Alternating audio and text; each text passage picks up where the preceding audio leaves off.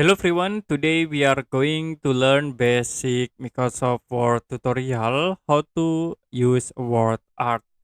So if you want to use word art in Microsoft Word, you can go to insert tab and then you can choose the word art tools.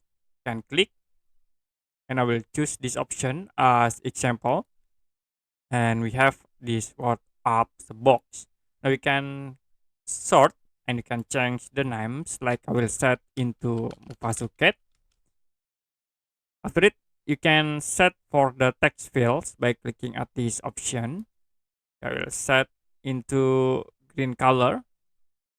For text outline, you also can set like I will set into this color. And another for text effect, there are a lot of options. You can add for shadow. This is for shadow. And the second for reflection. The next glow, if you want to add glow into the text objects. And this is for bevel. And 3D rotation, you can rotate also the word art. And the last, you can transform the text objects. Like I will use these options and you can click to apply. Okay, that's it for a basic Microsoft Word tutorial, how to use word art. If you have any question about tutorial, you can comment below this video.